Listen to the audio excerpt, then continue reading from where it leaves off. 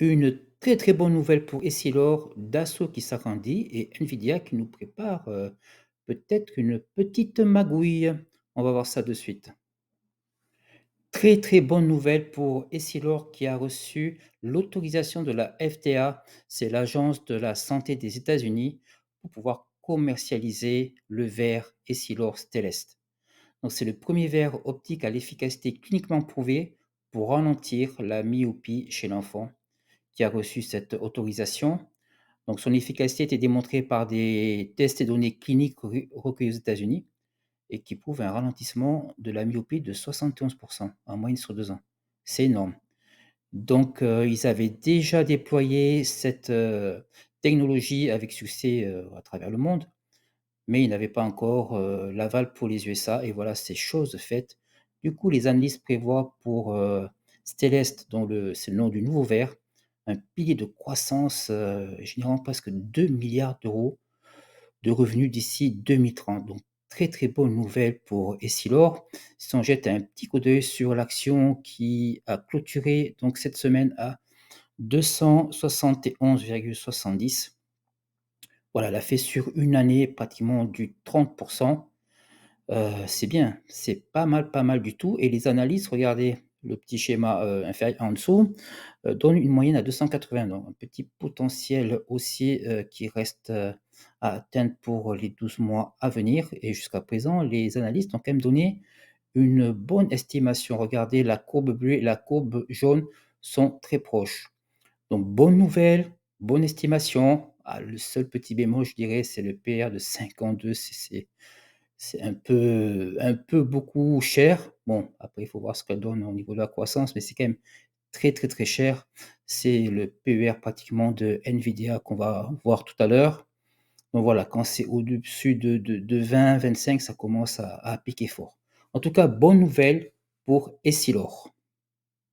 Dassault Aviation ouvre une usine à Cergy pour accroître sa capacité de production parce que les carnets de commandes se remplissent, beaucoup vu le contexte géopolitique. Les commandes arrivent, affluent et même potentiellement avec l'Inde, une commande potentielle de 114 Rafales, c'est énorme.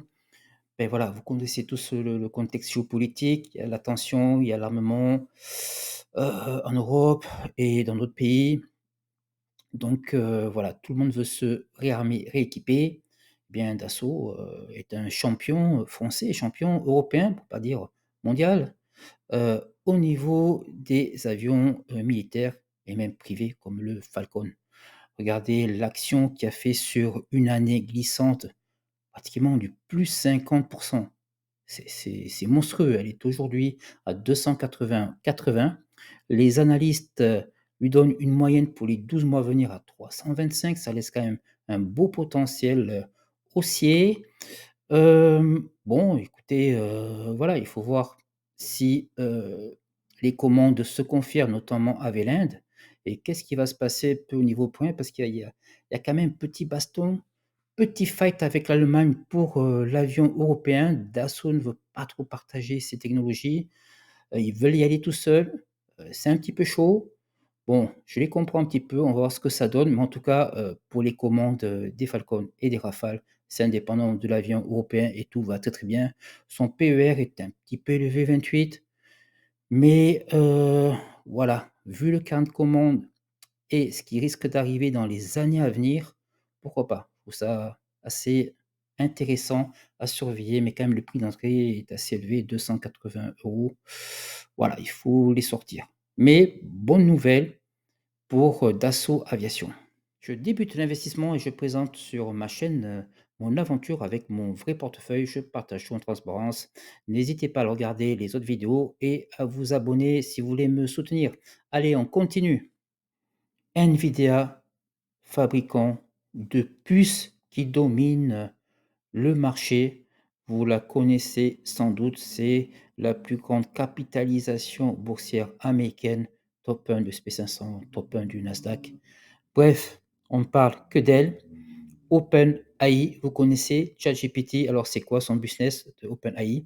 Elle gagne de l'argent en faisant payer l'accès à son intelligence artificielle, donc ChatGPT et tous ses outils. par des abonnements et des services, particuliers et aux entreprises.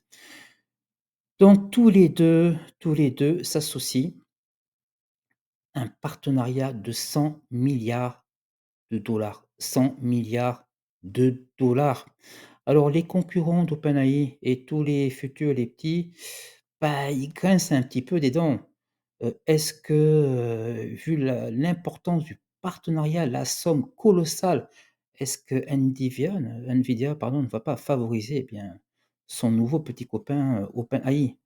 Ça grince des dents, ça surveille de très, très près, donc attention, attention au futur, ce qui va se passer. Ils sont sur les feux des projecteurs.